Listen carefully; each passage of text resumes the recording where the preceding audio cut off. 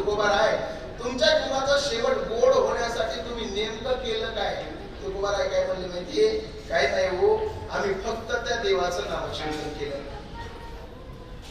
ज्यावेळेस मी माझ्या जीवनाचं परीक्षण करून निरीक्षण केलं, त्यावेळेस मला कळालं की फक्त एका देवाच्या मंगल नामाला हे सगळं घडलं. नाम मंगलाचे आम्ही रोज कीर्तनातून सांगतो, देवाचं भजन करा, देवाचं नामचिंतन करा, देवाचं नामचिंतन केलं पाहिजे.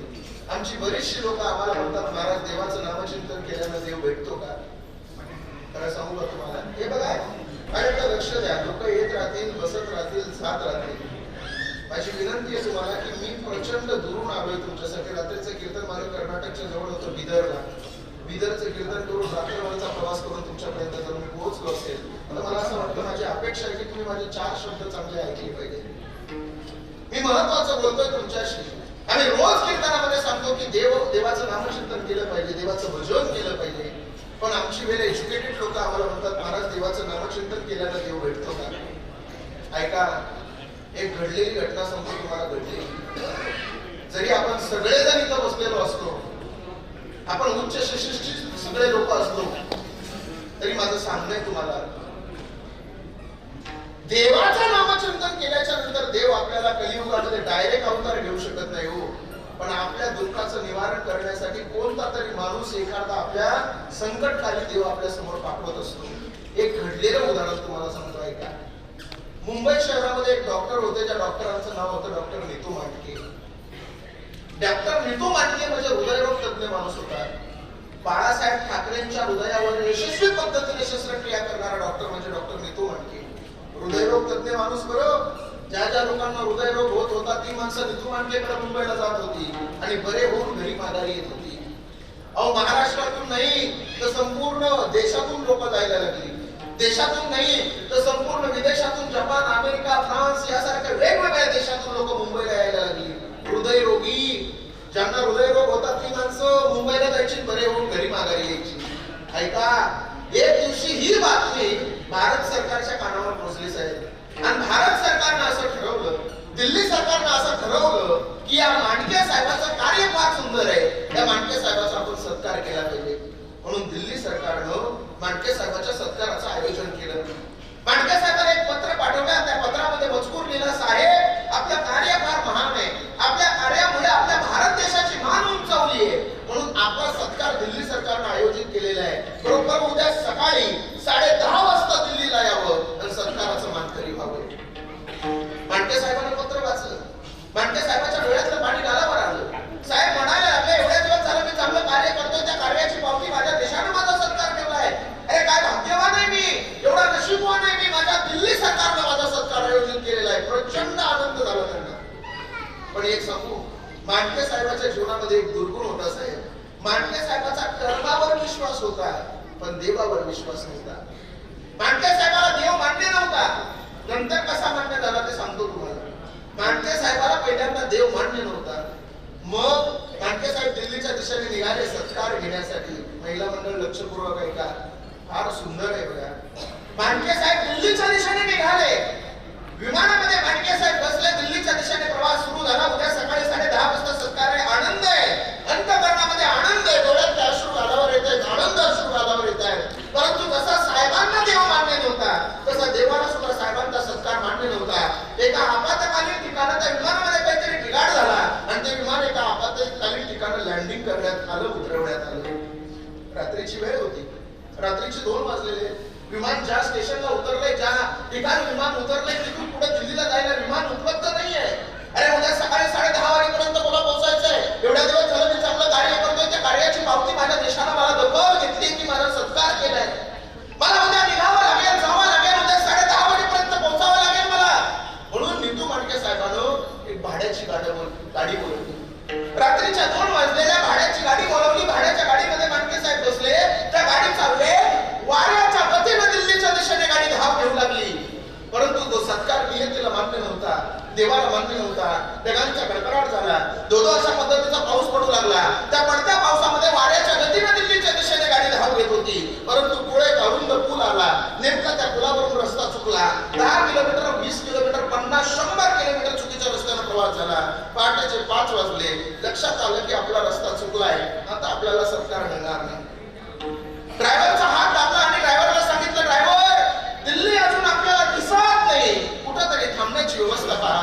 ड्रायव्हरने रस्त्याच्या बाजूला एक झोपडी पाहिली, झोपडीच्या समोर गाडीला ब्रेक लावला, गाडीतून उतरले.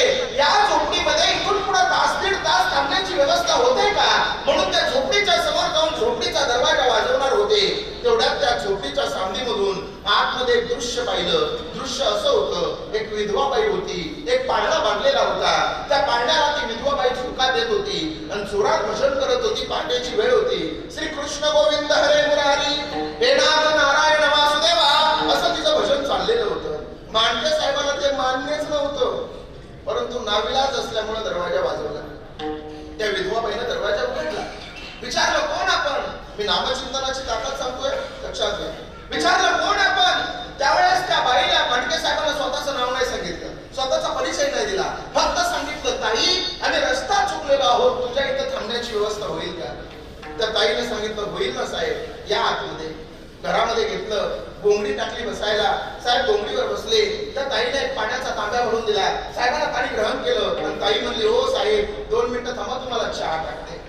चुलीवर चहा टाकला आणि ऐका ना, चहा टाकल्यावर तिला असं वाटलं, चहा उकळेपर्यंत पुन्हा आपण देवाचं भजन करू. पुन्हा पाळण्याच्या समोर गेली, पुन्हा दोरी उडायला लागली, पुन्हा भजन सुरू झालं. श्रीकृष्ण गोविंद हरे मुरारी, हे नाथ नारायण वासुदेवा. 5 मिनिटं झालं, 10 मिनिटं झालं, 15 मिनिटं झालं, 20 मिनिटं झालं. भजनामध्ये ब्रह्ममान झाली साहेब. अचानक लक्षामध्ये आलं, कोणीतरी पाहुणा बाहेर आलाय, चुलीवर चहा टाकलाय. पटकन उठली, धावत धावत चुलीकडे गेली. पाहिलं तोपर्यंत संपूर्ण चहा जळून गेलेला होता. पुन्हा साहेबांकडे आली, साहेब 2 मिनिटं दुसरा चहा टाकते. साहेबांना आता मात्र तिला विचारलं, हे ताई, मी आता तुझ्या घरचा चहा त्याच वेळेस पिणार आहे त्यावेळेस तू माझी 2 प्रश्नाची उत्तर देणार आहे. ती म्हणली, ताई म्हणली, अहो साहेब तुमचं नाव मला माहित नाही, तुमचा परिचय नाही, तुमचं नाव तरी सांगा. साहेबांना सांगितलं, माझं मी नाव तुला नंतर सांगल. माझा पहिला प्रश्न असा आहे की ताई, गेली अर्धा तास झाला मी पाहतोय तू त्या पाळण्याला झोका देतीये, त्या पाळण्यामध्ये नेमकं कोण आहे ग? त्यावेळेस ताई म्हणली, हो साहेब त्या पाळण्यामध्ये माझा श्रीकृष्ण परमात्मा आहे. साहेब काय म्हणले माहितीये, हे ताई, अगं या जगात देवच नाही, कशासाठी तू त्या देवाची भक्ती करते?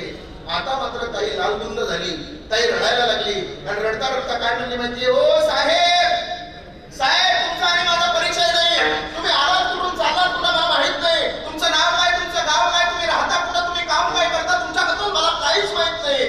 तरी सुद्धा तुम्ही दुसरा प्रश्न फार सुंदर विचारला साहेब. साहेब तुम्ही म्हणला कशासाठी तू या देवाची भक्ती करते, तर ऐका ना साहेब, साहेब बघा ना पुढे पलंग आहे, पलंग, त्या पलंगावरती माझं 5 वर्षाचं लेकरू आहे हो साहेब, आणि त्या 5 वर्षाच्या लेकराला हृदय रोग झालाय. असं म्हणतात तो मुंबईला फार मोठा डॉक्टर आहे मितू मांडके, त्याच्याकडे जाण्यासाठी फार पैसे लागतात, पण ते पैसे माझ्याकडे नाहीत साहेब. मला माहितीये या देवाची भक्ती करत असताना हा देव असा एखादा माणूस माझ्याकडे पाठवो की तो माणूस मला घेऊन त्या मितू मांडकेकडे जाईल. खरं सांगू तुम्हाला, आता साहेबांच्या डोळ्यातलं पाणी गालावर आलं. साहेब काय म्हणले माहितीये, येत आहे, अरे ज्याच्याकडे गाडी आहे, ज्याच्याकडे बंगला आहे, ज्याच्याकडे भाडी आहे, ज्याच्याकडे पैसा आहे, ती माणसं मितू मांडकेला भेटण्यासाठी मुंबईला येतात ग. पण ज्याच्याकडे एकनिष्ठतेने देवाचं नामचिंतन आहे, त्याला भेटण्यासाठी आज मुंबईवरून मितू मांडके तुझ्या कुटियात हजर आहे. ही नामचिंतनाची ताकद आहे. अर्थात कलियुगामध्ये देव तुमच्या समोर अवतार कधीच घेणार नाही, परंतु एखादा माणूस असा तुमच्या समोर येईल की तो माणूस संकटातून तुम्हाला बाजूला काढेल. तो माणूस माणूस नसून तो पंढरीचा पांडुरंग असेल. ही गोष्ट प्रत्येकाला लक्षात ठेवा. तुकोबाराय म्हणतात, त्या देवाच्या मंगल नामानं आमच्या जीवनामध्ये सगळं काय घडलं. त्याच देवाच्या मंगल नामानं ज्या मुक्तीसाठी हजारो वर्ष तपश्चर्या करतात लोक, ती मुक्ती आमच्या घरची दाशी झाली. असा अभंगाचा सरळ सरळ अर्थ आहे. अभंगात अजून 2 तास होणार आहे. सगळ्याला विनंती आहे, मोठ्या प्रेमानं भजन करा.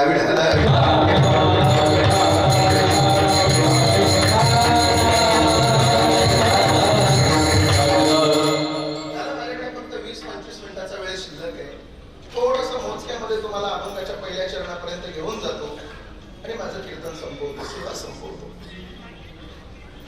या अभंगामध्ये जगद्गुरु तुकोबाराय म्हणतात, माणसाच्या जीवनाचा शेवट म्हणजे तुकोबारायाने त्यांच्या जीवनाचा शेवट सांगितलाय. गोड झाला म्हणजे तुकोबाराय माझ्या जीवनाचा शेवट. मला असं वाटतं इथं बसलेल्या प्रत्येक माणसाला असं वाटलं पाहिजे सुद्धा जगत असताना, आम्ही सुद्धा जीवन जगत असताना आमच्या सुद्धा जीवनाचा शेवट गोड झाला पाहिजे, असा आपल्याला प्रश्न पडला पाहिजे. पण हल्ली काय झाले माहितीये का, माणसं स्वार्थी झाली महाराज. ज्यावेळेस आपल्या जीवनामध्ये सुख असतं त्यावेळेस माणसं देवाला कधीच आठवत नाही, पण ज्यावेळेस दुःख असतं त्यावेळेस मात्र देवाशिवाय माणसाला कोणीच आठवत नाही. महिला मंडळ, खरं सांगा, तुम्ही सगळ्या जणी इथं बसलेला आहात, खरं खरं सांगा, तुम्हाला प्रत्येक जणीला असं वाटतं की नाही देव आमच्या घरी आला पाहिजे? बोला ना, वाटतं ना? तुम्हाला सगळ्यांना असं वाटतं की देव आमच्या घरी आला पाहिजे. पण कधी असं झालंय का हो? चला बुवा, देव त्याच्या कामामध्ये व्यस्त असेल, मग आपणच देवाच्या घरी गेलं पाहिजे. वाटलं कधी देवाच्या घरी म्हणजे पुन्हा रिटर्न नाही पाहिजे, डायरेक्ट आहे? असं कधी वाटत नाही आपल्याला. आपण जोपर्यंत आपल्या जीवनामध्ये सुख आहे तोपर्यंत आपण देवाला कधी आठवत नाही. ज्या दिवशी आपल्या जीवनात अंधार पडेल त्या दिवशी मात्र फक्त आपल्याला देव दिसतो, देवाशिवाय कोणी आठवत नाही. आपल्या सुद्धा जीवनाचा शेवट गोड करून घ्यायचा असेल तर माझं तर सरळ सरळ मत आहे, बस काही करू नका. जीवनामध्ये तुम्हाला वेळ असेल तर नामचिंतन करा, मी या मताचा आहे. वेळ असेल तर साधना करा. पण या कलियुगामध्ये तुमच्या जीवनाचा शेवट गोड करून घ्यायचा असेल तर फक्त एकच करा, तुमच्या जीवनामध्ये कर्म चांगलं करा. ज्याच्या जीवनाचं कर्म चांगलं आहे त्याच्या जीवनाचा शेवट गोड आहे, आणि ज्याच्या जीवनाचं कर्म वाईट आहे त्याच्या जीवनाचा शेवट वाईट आहे. जैसे ज्याचे कर्म तैसे फळ देतो ईश्वर.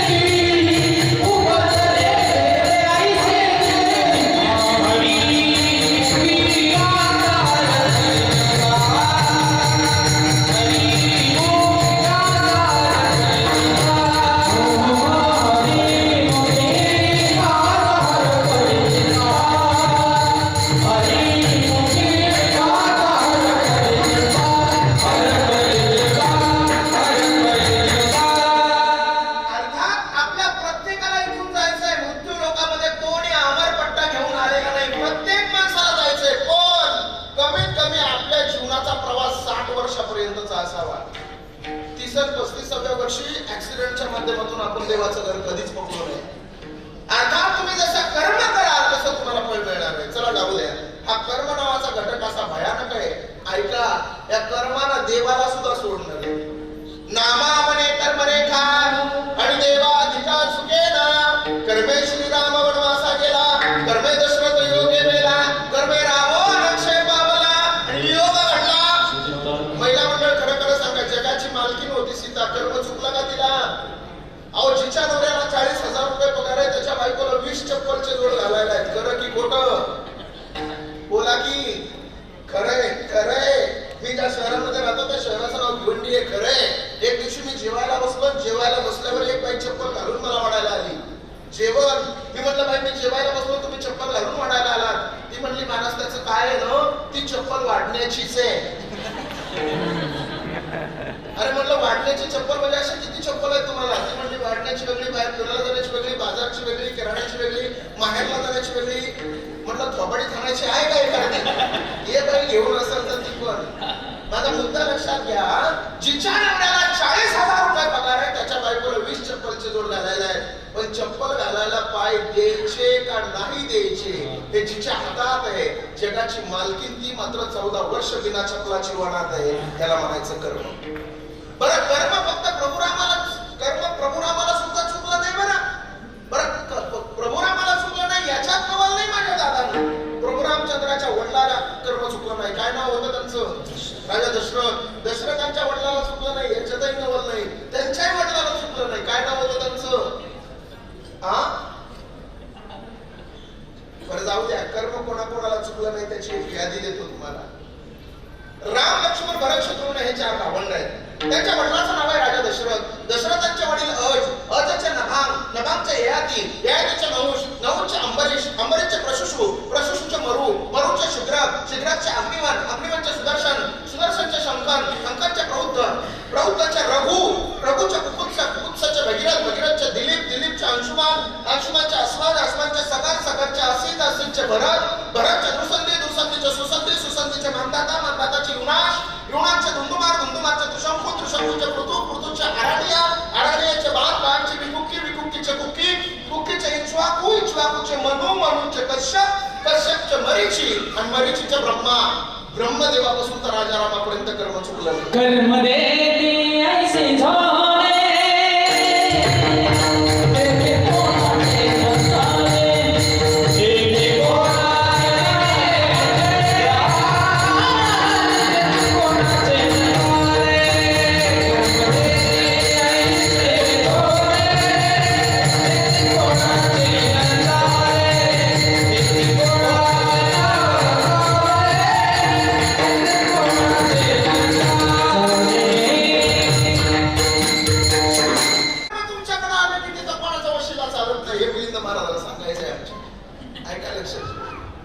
एकदा कर्म आलं की कर्मापाशी वशिला नाही माझ्या दादानो. मग तुम्ही म्हणाल महाराज आमच्या जीवनामध्ये आम्ही कर्म चांगलं करू शेवट गोड होईल का हो? नक्की शेवट गोड होईल. दोन माणसाच्या जीवनाचा शेवट सांगतो तुम्हाला ऐका आणि सेवा संपवतो माझी. एक नंबरचा भारताचा चक्रवर्ती राजा होता. त्याचं नाव होतं धृतराष्ट्र.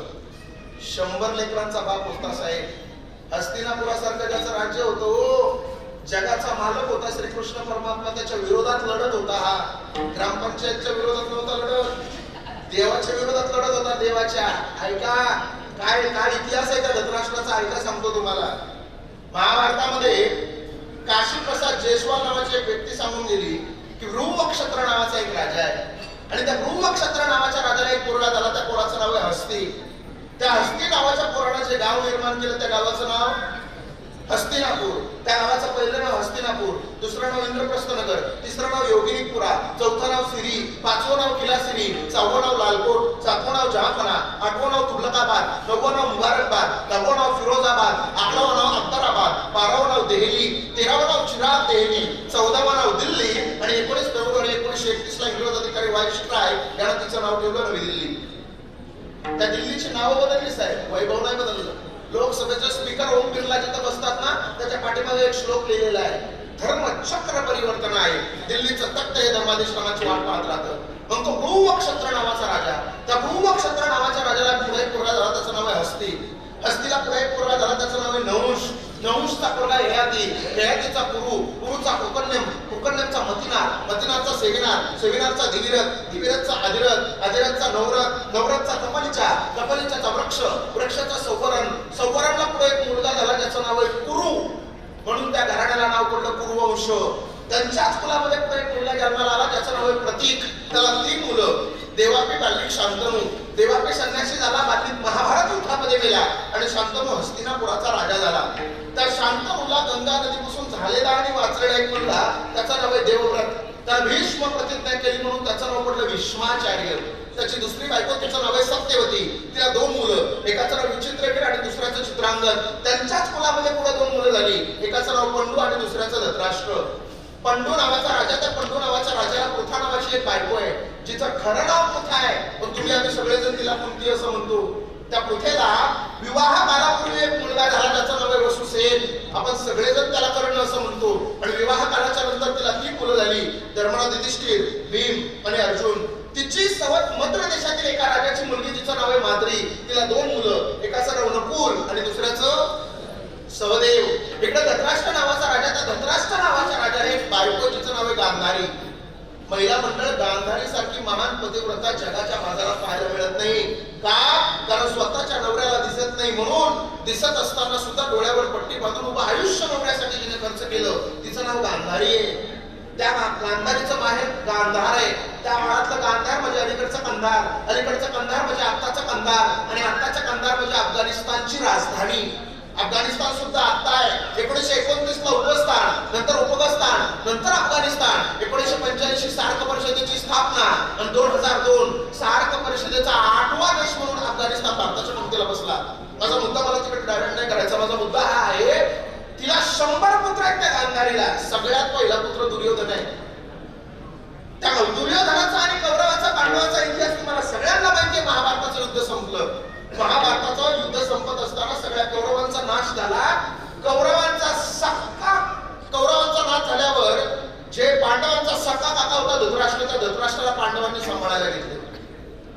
ऐका, ती दंतकथा सांगत नाही बरं का मी तुम्हाला, हा इतिहास आहे महाभारताचा. ज्यावेळेस धृतराष्ट्र एकटा शिल्लक राहिला ना, त्यावेळेस धृतराष्ट्र पांडवांकडे सांभाळायला पांडवांनी घेतला. सक्का चुलता होता ना, पांडवांनी सांभाळायला घेतला.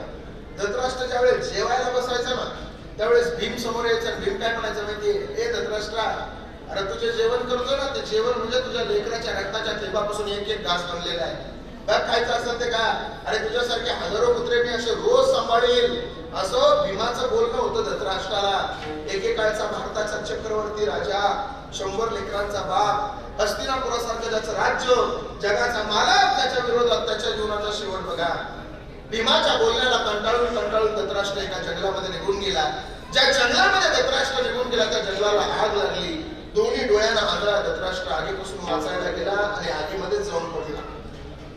आगीपासून वाचायला गेला आणि आगीमध्ये जाऊन पडला. चटके लागून भारताच्या चक्रवर्ती राजाचा शेवट झाला. माझ्या तुकोबारायाकडे 100 एकर जमीन नव्हती, 100 लेकरं नव्हती. तुकोबारायाकडे कसली श्रीमंती नव्हती, तरी तुकोबारायाच्या जीवनाचा शेवट किती गोड आहे. इतका त्रास दिला या समाजानं तुकोबारायाला. अहो गावातून हाकलून दिलं. तुकोबारायाला म्हणावं लागलं, गोपाला पाटील गावीचे हे लोक, आणि आता माझं मी पूर्ण गावी. एवढा त्रास दिला. पण ऐका ना, ज्यावेळेस त्रास दिला त्यावेळेस तुकोबाराय वैकुंठात त्या पांडुरंग परमात्म्याकडे पत्र दिलं. पांडुरंगाला सांगितलं, पांडुरंगा, अरे या तुकारामाची तुला आठवण कधी होते की नाही?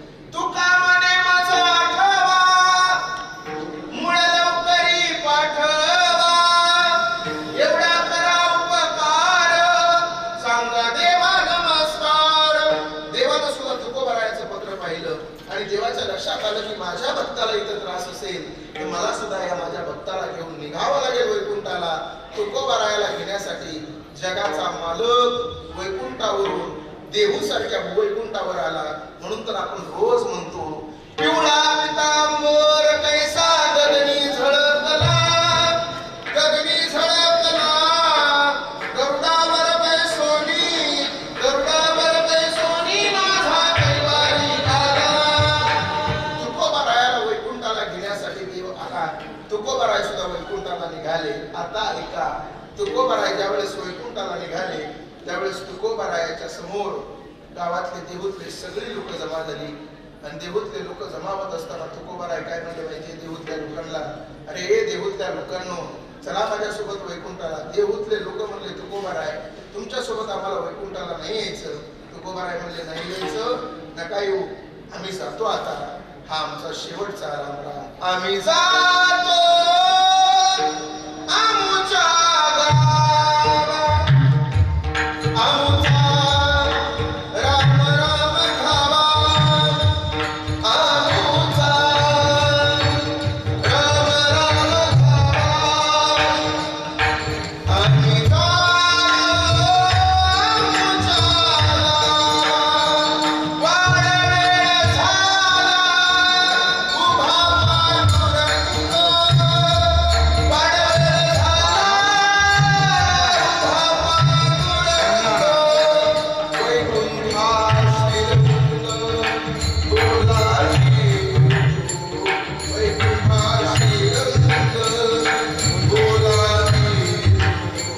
वाडवे झाला उभा पांडुरंग, वाडवे झाला उभा पांडुरंग. निघावं लागेल आम्हाला. तुकोबाराय निघाले.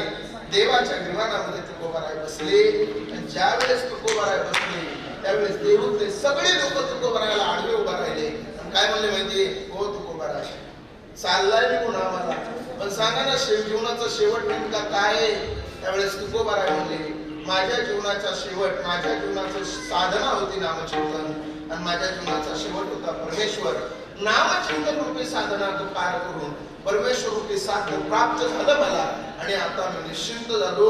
माझ्या जीवनाचा शेवट गोड झाला. आनंदाचा पैसा याच्यासाठी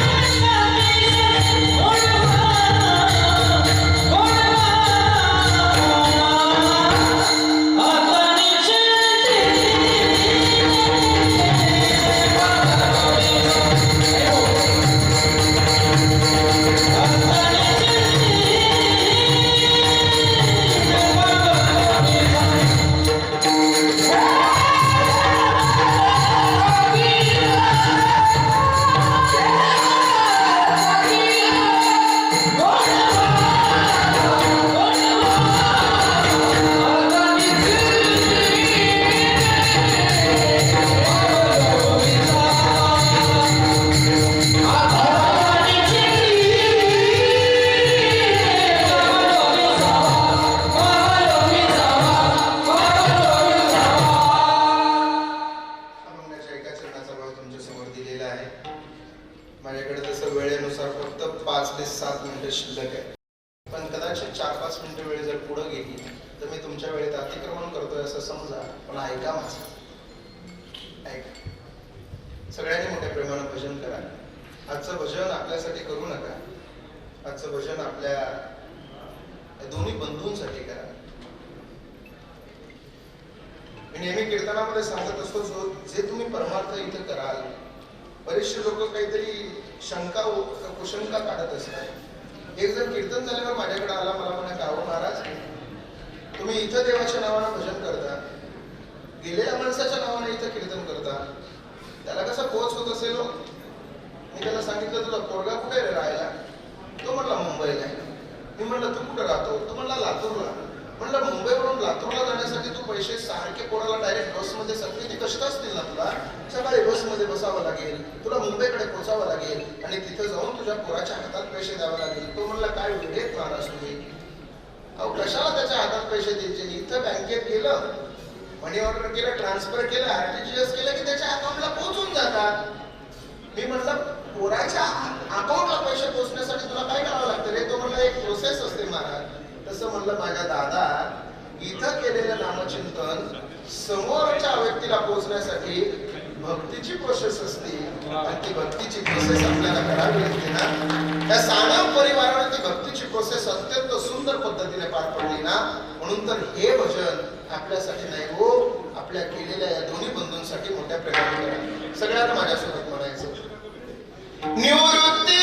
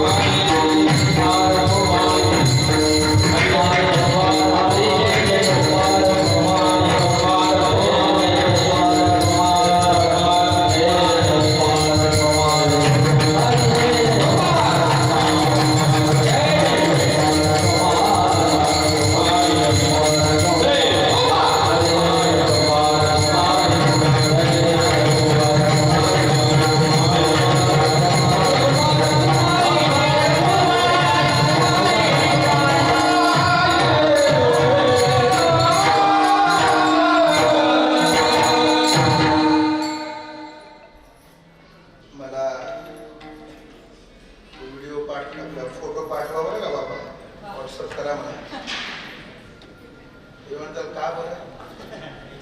कारण जिथे मला जास्त हार घातले जातात तिथला फोटो मी मुद्दाम माझ्या मोबाईलला घेतो आणि गाडीत बसल्याबरोबर सासऱ्याला पाठवून देतो. कारण माझ्या लग्नामध्ये बारीक घातलं होता. चला ऐका, अभंगाच्या एका चरणाचा भाव तुमच्या समोर दिलेला आहे. झालंय माझे कीर्तन. या सानप परिवारामध्ये मी मगाशी सांगितल्याप्रमाणे एक घरातली जबाबदार व्यक्ती निघून गेल्याच्या नंतर जे ओझं दुसऱ्या व्यक्तीच्या खांद्यावर पडणार होतं ती सुद्धा व्यक्ती लगेच पाठोपाठ निघून गेली.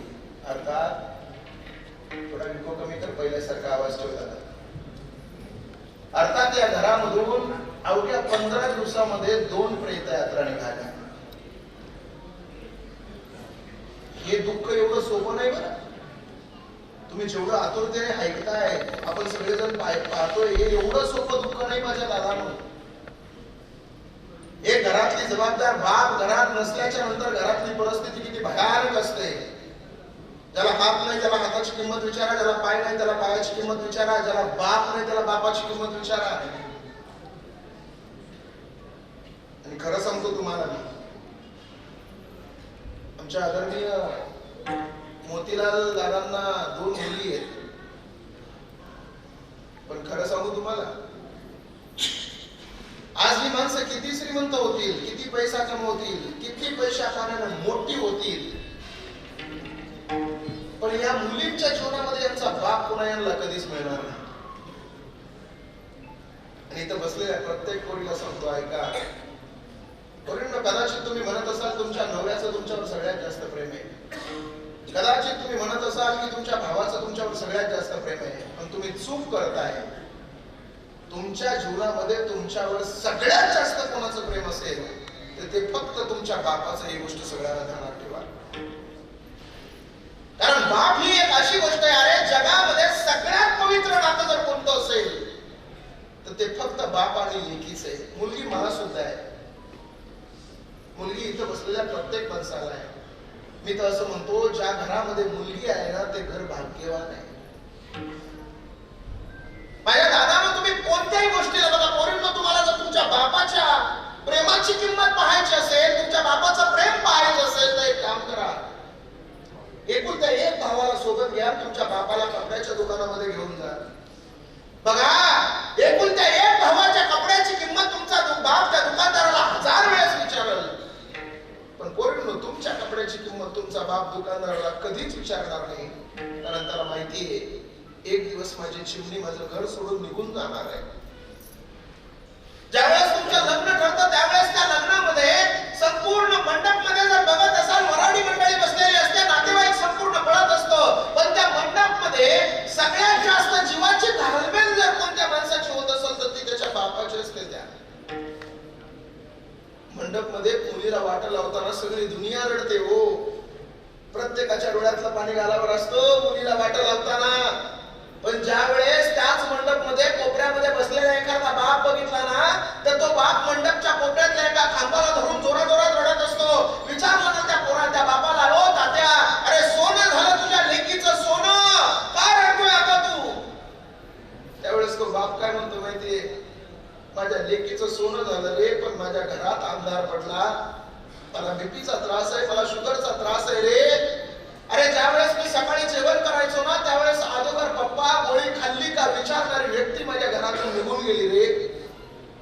अरे ज्यावेळेस माझा आणि माझ्या बायकोचं कदाचित संसारामध्ये भांडण लागतं, एखाद्या वेळेस आमचं जर किरकिरीचं भांडण झालं ना तर भांडण मिटवणारी व्यक्ती माझ्या घरातून निघून चालली रे.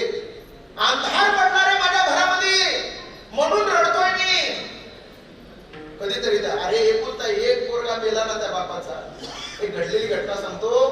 एकुलता एक पोरगा मेला एका बापाचा. त्या पोराला वाटा लावताना बाप रडला नाही, प्रेत यात्रेमध्ये बाप रडला नाही. पण त्याच्या दुसऱ्या वर्षी त्याच्या पोरीचं लग्न होतं. लग्नामध्ये पोरीला वाटा लावताना मात्र बाप ढसा रडायला लागला.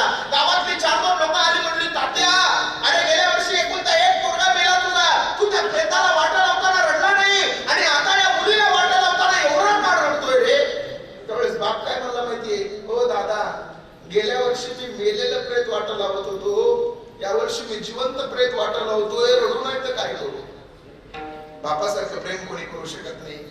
एक जणांना मला फार सुंदर प्रश्न विचारला होता.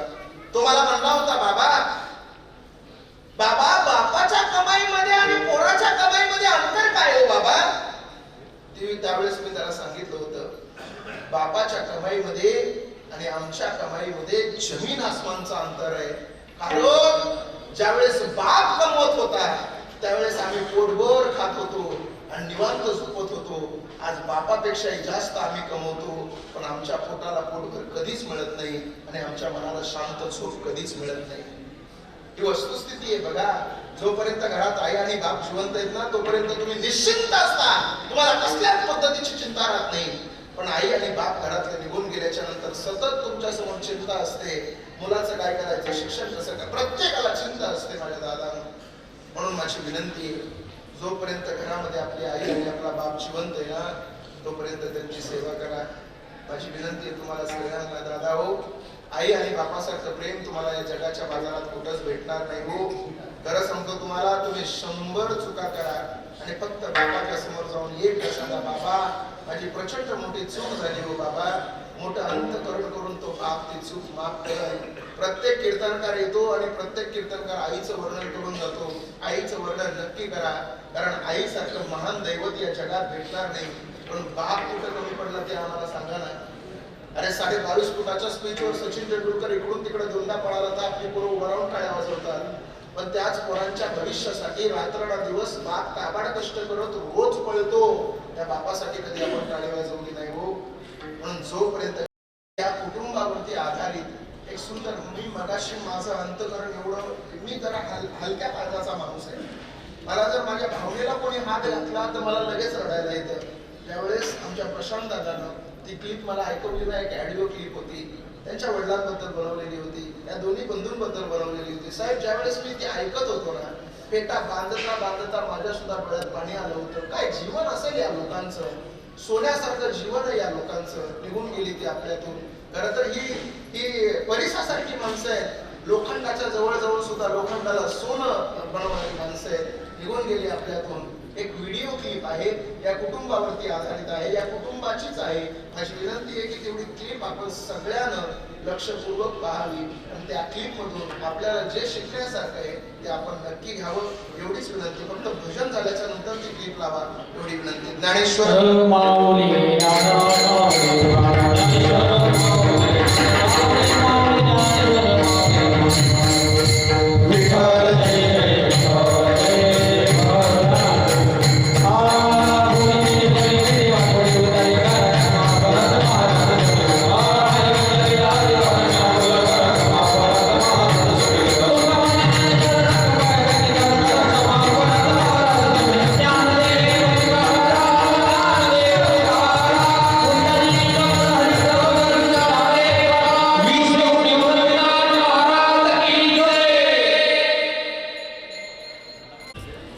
नमस्कार. आज तुमच्या आमच्यातल्या सामान्य परिस्थितीतून असामान्य अवस्थेला पोहोचलेल्या एका प्रचंड व्यक्तिमत्वाबद्दल बोलतोय मी. कोणालाही स्वप्नवत वाटावा असा जीवन प्रवास केलेल्या एका अद्वितीय माणसाबद्दल बोलायचं आहे मला. दिनांक 29 ऑक्टोबर 1949, जिल्हा नाशिक, तालुका नांदगाव, कासारी नावाचं एक छोटंसं खेड. या गावात तात्याबा गणपत सानप आणि त्यांच्या सुविद्य पत्नी ठकूबाई तात्याबा सानप या शेतकरी दाम्पत्याच्या पोटी 2 रत्नांचा जन्म झाला. एक शिवाजीराव आणि दुसरे मोतीराम. त्या काळाचा विचार करता तुलनेने शिक्षित असलेल्या या कुटुंबात हे दोघे भाऊ आणि त्यांच्या 6 बहिणी. लहानपणापासूनच असामान्य बुद्धिमत्ता लाभलेल्या शिवाजीरावांना गणित या विषयात प्रचंड गती होती. गावातले लोक आपले शेत मोजण्यासाठी शिवाजीरावांना आवर्जून बोलवायचे. शिक्षणाला असामान्य प्राधान्य दिल्यामुळे या कुटुंबातील सर्वच जण उच्च शिक्षित झाले. यथावकाश शिवाजीरावांचा विवाह मनमाड येथील कैलासवासी गणपत कारभारी कातकडे यांची कन्या आशाताई यांच्याशी झाला. एखाद्या हिऱ्याला ओंडर मिळावं किंवा एखाद्या कोंदणात हिरा परिपूर्ण बसावा असं हे दाम्पत्य. दुधामध्ये साखर जशी विरघळून जाते ना आणि साखरेला तिचे अस्तित्वच राहत नाही, अगदी तसेच आशाताई सानप कुटुंबात विरघळून गेल्या. कोणालाही चटकन आपलेसे करण्याचा मंत्रच जणू या दाम्पत्याकडे होता. बहिणी, भाचे, भाच्या, चुलते, व्याही, मामा, आजोबा प्रत्येकाला आशाताई आणि शिवाजीरावांचं घर हे आपलंच घर वाटत आलं. शिवाजीरावांच्या संपूर्ण आयुष्यात त्यांच्यासारख्या हरहुन्नरी आणि स्वयंभू व्यक्तिमत्वाबरोबर संसार करणं सोपं नव्हतं, पण आशाताईंनी हे अगदी सहजपणे करून दाखवलं. शिवाजीराव एक आदर्श व्यावसायिक आणि आदर्शवादी व्यक्तिमत्व. कुठल्याही कामाला त्यांनी सत्य, निष्ठा, प्रयत्न आणि मेहनत यांच्या जोरावर यशस्वी करून दाखवलं. त्यांच्या जीवन प्रवासाचा वेध घेतला ना तर आश्चर्यानं थक्क व्हावून जातो माणूस. वयाच्या 20व्या वर्षी कुसुम तेल या गावी किराणा दुकान, मुंबई येथे भावा रिसर्च सेंटर येथे 6 वर्ष नोकरी, त्यानंतर भावा इलेक्ट्रिकल्स लिमिटेड पुणे येथे 10 वर्ष नोकरी. असा प्रवास सुरू असताना आपला पिंड नोकरीचा नाही असं त्यांच्या अंतर्मनाला सारखं वाटत होतं. आणि एक दिवस निश्चय करून वयाच्या 40व्या वर्षी नोकरी सोडून त्यांनी नाशिक गाठले. असामान्य बुद्धिमत्ता, तर्कसुसंगत विचार, अमोघ वाक्चातुर्य, कायद्याचा विलक्षण अभ्यास आणि धाडसानं कुठलीही गोष्ट अंगावर घेण्याची प्रवृत्ती या जोरावर अर्बन लँड सिलिंग सारख्या कुणालाही फारशा न समजणाऱ्या विषयात त्यांनी हात घातला आणि पुढील संपूर्ण आयुष्य व्यवसायातले अनेक चमत्कार त्यांनी करून दाखवले. कुठल्याही नवीन गोष्टीची अत्यंतिक आवड असलेल्या शिवाजीरावांनी नवीन व्यवसाय तर उभारलेच, पण त्यांच्या सोबत असलेल्या प्रत्येकाच्या आयुष्याचे त्यांनी भले केले, सोने केले. गुलाबाचा सुगंध जसा लपत नाही तसा त्यांच्या व्यक्तिमत्वाचा सुगंध चहूर पसरला. माणसं जोडण्याची प्रचंड हातोटी असलेल्या शिवाजीरावांनी अनेक मित्र जोडले. जयंतीभाई कांजीभाई पटेल यांच्यासारख्या त्यांच्या गुजराती मित्राने त्यांना साथ दिली आणि मैत्रीचे, व्यवहाराचे उत्तम उदाहरण समाजापुढे ठेवले. शिवाजीरावांना 3 अपत्ये, पहिला जयंत, दुसरा हेमंत आणि तिसरा प्रशांत. शुद्ध बीजापोटी फळे रसाळ गोमटे. यावर उक्तीप्रमाणे त्यांची ही 3ही मुले आज त्यांच्या व्यवसायात दैदिप्यमान ताऱ्याप्रमाणे चमकत आहेत. जयंतरावांनी मत्स्य व्यवसाय, गोट एक्सपोर्ट, डक फार्मिंग, आधुनिक शेती आणि या शेतीमध्ये कोरफड, शतावरी, ग्लॅडुलस, सिमला मिरची, काकडी, केसर आंबा असे अनेक यशस्वी प्रयोग केले. आज त्यांचे त्र्यंबकेश्वर येथील E&G ग्लोबल रिसॉर्ट हॉटेल व्यवसायात सुप्रसिद्ध आहे. द्वितीय चिरंजीव हेमंतराव यांनी मलेशियात जाऊन एक्सपोर्टचा अभ्यास केला आणि आज ते कन्स्ट्रक्शन, फळे एक्सपोर्ट, इम्पोर्ट, खाजगी कृषी उत्पन्न बाजार समिती या सर्व क्षेत्रात यशस्वीरित्या मार्गक्रमण करीत आहेत. सर्वात छोटे चिरंजीव प्रशांतराव हे देखील वडिलांसारखे वकील, कायदा आणि व्यवहार यांची यशस्वी सांगड घालून आपल्या दोन्ही बंधूंसमवेत कन्स्ट्रक्शन तसेच झेप्टो, स्विगी, झोमॅटो, रिलायन्स अशा विविध क्विक कॉमर्स कंपन्यांबरोबर धडाडीनं ते काम करत आहे. त्यांचे चितेगाव फाटा येथील भाजीपाला संकलन केंद्र परिसरातील शेतकऱ्यांमध्ये लोकप्रिय आहे. मुलांचे शिक्षण, त्यांचा व्यवसाय, त्यांच्या आवडीनिवडी यावर शिवाजीरावांचे बारीक लक्ष होते.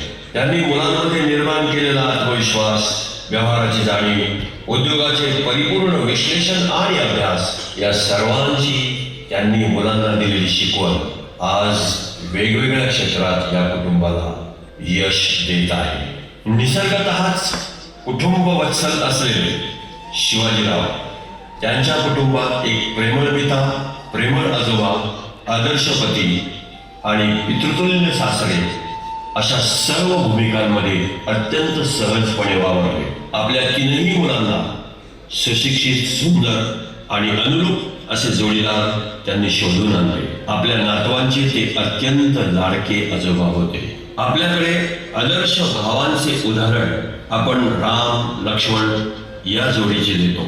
शिवाजीरावांचे धाकटे बंधू मोतीलाल, त्यांचा जीवन प्रवास शिवाजीरावांपेक्षा पूर्णतः वेगळा असताना देखील लक्ष्मणासारखे ते आदर्श बंधू म्हणून वागले. तारापूर, मुंबई एअरपोर्ट, जामनगर, सुरत अशा अनेक ठिकाणी शासकीय नोकरी करत ते यथावकाश सेवानिवृत्त झाले. आपल्या वडील भावाप्रमाणे मोतीलाल देखील अत्यंत बुद्धिमान होते. 11वीत असताना प्रथम क्रमांकाने उत्तीर्ण होत त्या काळात तत्कालीन खासदारांच्या हस्ते त्यांचा गौरव झाला होता. BSc, LLB असे शिक्षण पूर्ण करून त्यांचा विवाह गोपाळराव पालवे यांची ज्येष्ठ कन्या पद्माताई यांच्या समवेत झाला. त्यांनाही 3 मुले, तिघेही उच्च शिक्षित. मोठी मुलगी केतकी, ती सध्या अमेरिकेत. धाकटी मुलगी पुण्यात डेप्युटी मॅनेजर आणि छोटा राहुल इंजिनिअरिंग करत आहे. 28 डिसेंबर 2024 नियतीच्या मनातलं कोणीच जाणत नाही. यशाच्या शिखरावर विराजमान झालेला आणि आयुष्याची लढाई संपूर्णपणे जिंकलेल्या एखाद्या धुरंधर योद्ध्याला अकल्पितपणे ध्यानीमध्ये नसताना नियतीचे बोलावणे यावे यासारखा दुर्दैव विलास नाही. हाच तो दिवस ज्या दिवशी ही धगधगती मशाल विझून गेली, सूर्य मावळला. नियतीनं एवढ्यावरच थांबावे ना, पण नाही. आयुष्यभर मोठ्या भावाच्या आज्ञेत असणारा लहान भाऊ म्हणजेच मोतीलाल आपल्या वडील भावाला साथ देण्यासाठी त्याच्या मागोमाग 8 जानेवारी 2025 रोजी अवघ्या 12व्या दिवशी मार्गस्थ झाला. या दोन्ही भावांचे असे जाणे हा कुटुंबावर फार मोठा आघात होता. नियतीला नमस्कार करण्यापेक्षा आपल्या हातात आहेच काय. आज या दोघांचं पुण्यस्मरण, त्यांच्या सुंदर प्रेरणादायी आठवणी आणि या आठवणींची शिदोरी घेऊन आम्ही आयुष्याची सुरुवात करत आहोत. त्यांनी घालून दिलेल्या आदर्शांवर आम्ही चालत राहू. पुनश्च हरिओम, पुनश्च हरिओम, पुनश्च हरिओम.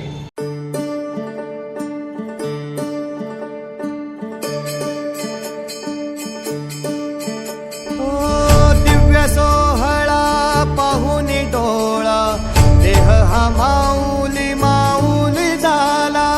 रंगी रंगला जीव दंगला, भुवरी आनंदी आनंद झाला.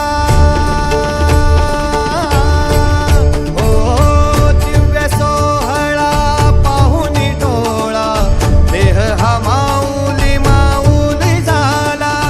रंगी रंगला जीव दंगला, भुवरी आनंदी आनंद झाला. माऊली मुखी भेट पंढरी, जीव चरणाशी अर्पण केला. देह विठ्ठल, देह विठ्ठल, देह विठ्ठल विठ्ठल झाला. देह विठ्ठल विठ्ठल झाला. नाम घोषात देह हनाला. देह विठ्ठल विठ्ठल झाला. देह विठ्ठल विठ्ठल झाला. देह विठ्ठल विठ्ठल झाला. नाम घोषात देह हनाला. देह विठ्ठल विठ्ठल झाला.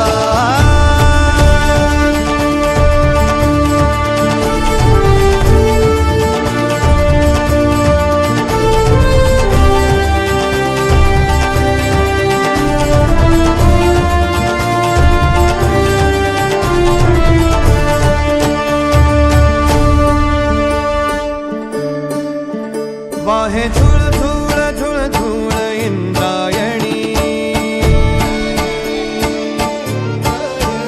वाहे झुळ झुळ झुळ झुळ इंद्रायणी. माझ्या विठुरायाची दूर पंढरी, वाट चालत निघे ही अलंकापुरी. साज घाली ध्वज ह्या उभ्या अंबरी. बुक्का चंदन भारी हलावी याला, अवघावकाश नामान भारी याला. देह विठ्ठल, देह विठ्ठल, देह विठ्ठल विठ्ठल झाला. देह विठ्ठल विठ्ठल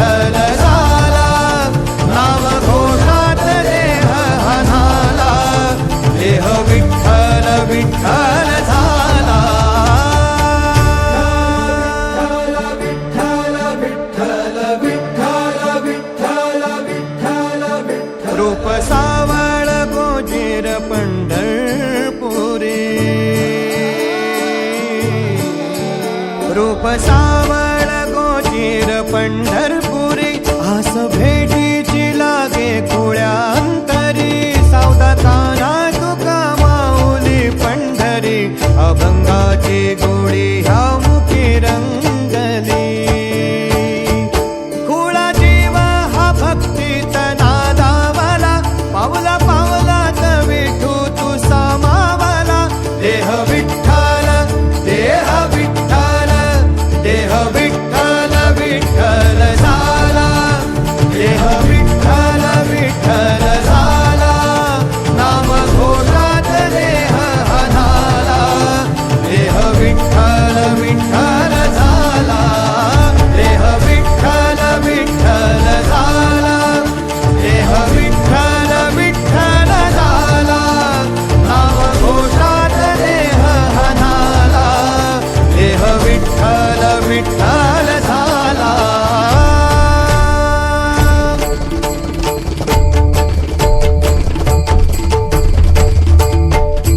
देह विठ्ठल विठ्ठल विठ्ठल, देह विठ्ठल विठ्ठल विठ्ठल, देह विठ्ठल विठ्ठल विठ्ठल, देह विठ्ठल विठ्ठल झाला. देह विठ्ठल देह विठ्ठल विठ्ठल, देह विठ्ठल झाला. देह विठ्ठल विठ्ठल, देह विठ्ठल विठ्ठल, देह विठ्ठल विठ्ठल झाला. ज्ञानेश्वर माऊली ज्ञानराज माऊली तुकाराम, ज्ञानेश्वर माऊली ज्ञानराज माऊली तुकाराम. मोकळ आभाळ पंढरीची वाट, चालू लागली पाऊल, नाम गोड ओठी माऊली माऊली, अंतरी भेटीची चाहुल. मोकळ आभाळ पंढरीची वाट, चालू लागली पाऊल, नाम गोड ओठी माऊली माऊली, अंतरी भेटीची चाहुल. निघाली पाऊले दर्शनी, ध्यास लागला पंढरी, हो असं या उरात दाटली. माऊली माऊली माऊली माऊली माऊली माऊली माऊली विठ्ठल माऊली.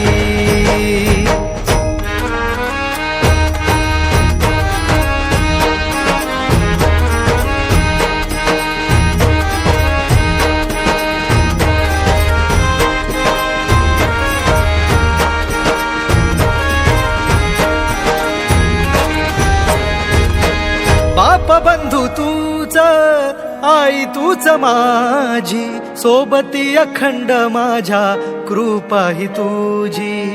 चरणाशी सार तुझ्या जीवन माझ, गाईन मी पंढरी राया तुझच नाम. देशाची मजबरी तुझी छत्र सावली, हो जन्म तुझी पावली.